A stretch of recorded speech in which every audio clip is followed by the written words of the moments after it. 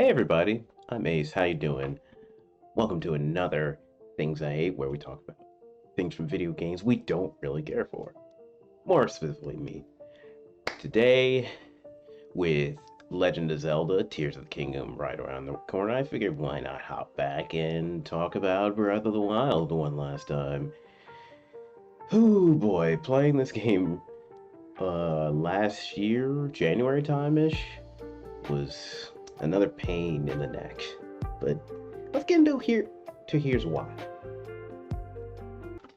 One of the first thing I thought about with Breath of the Wild is simply weapon durability. It's honestly just the one complaint that stuck out in the game more than anything else. Like, sure, there was cool stuff you could find weapon wise, but watching it just break after a couple hits is just like, well, that's gone. Really hurts, especially when I'm fighting against the little robots that are blasting me to smithereens across the map, and I don't have the ancient weapons to kill them. So it's like, well, this good weapon's trashed. This sucks. And you think, oh, it's not that bad. I mean, at least you get the Master Sword. Now the Master Sword breaks too. Now, that can at least be repaired, but it's more like a recharge, which is a timer that you have to wait for that to go down, which the idea of having to wait for that to recharge is just ridiculous. I mean, it's the Master Sword. It's evil's bane. Why does it break at all?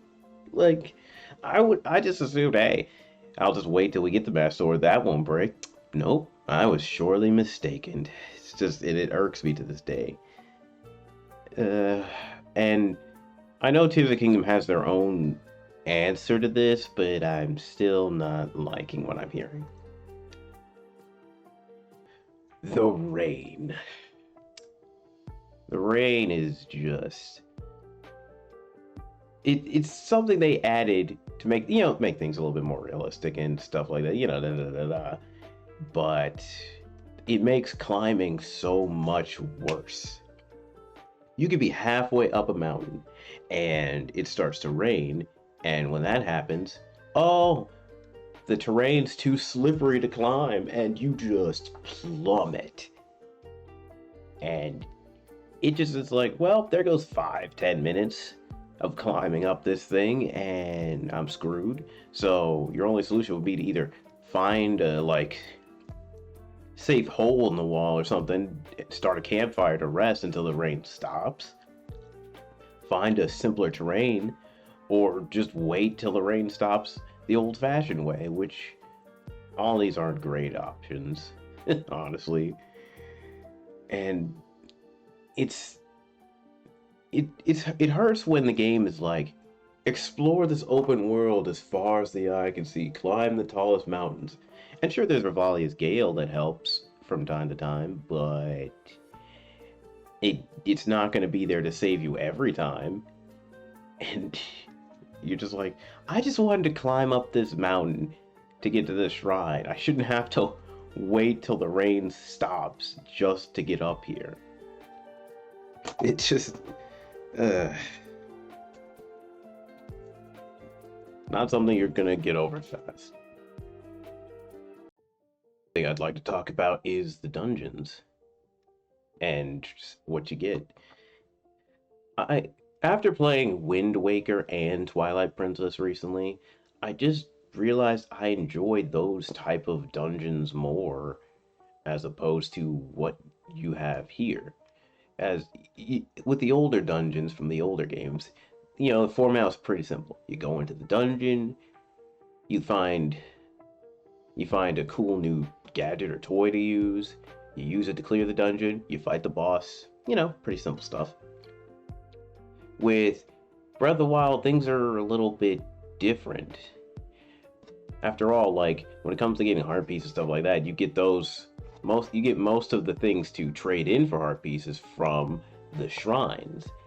And, well, it's not horrible. There's literally 100 something like shrines in the game, and in the back of my mind I'm just like, it seems like it would probably just have been easier to just trim that down a bit.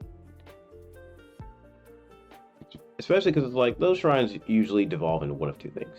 You got puzzle or you're fighting the machines, and I honestly hated fighting them because I would just basically just burn the weapons I would have because again, not good at pairing, so they'd just be wasted.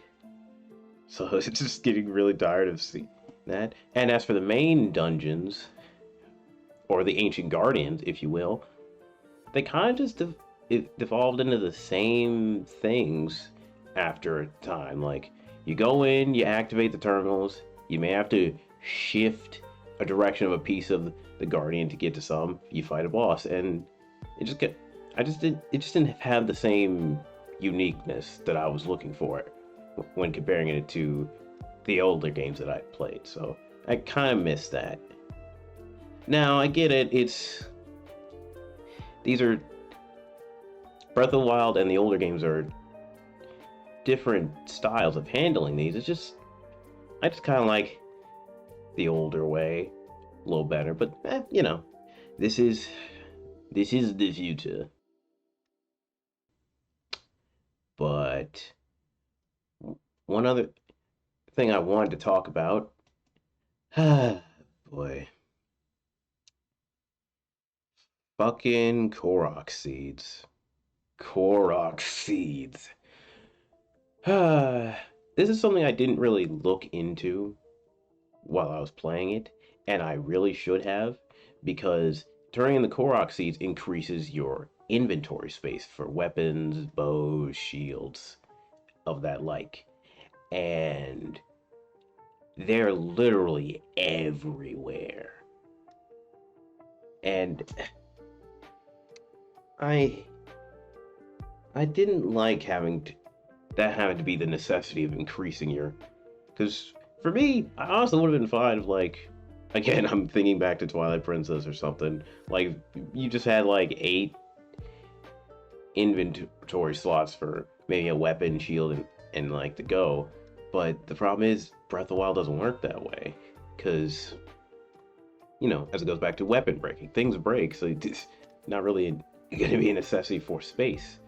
So you need to have to hunt these stupid Korok Seeds but the issue is, let's just say if you were a completionist, what do you get for all your troubles of hunting all these Korok Seeds? You get a golden turd. A golden turd is your reward for hunting over basically 900 Korok Seeds. Your reward for hunting all those Korok Seeds is a golden turd. Like, that has to be the most slap in the face reward I've ever heard of. Like, it's ridiculous it's already 900, but the fact that all your hard work literally amounts to just nothing is such a slap in the face, because, like, you could have just given the game like 100 of them, and that would have been fine. Why overextend it this much and just for no good reward anyway? It feels like such a waste of time. And for completion, that's not cool. Like, that is not cool to just waste your time just for that kind of reward. You gotta give them something better. And there you have it. That's our list. Hopefully you guys enjoyed.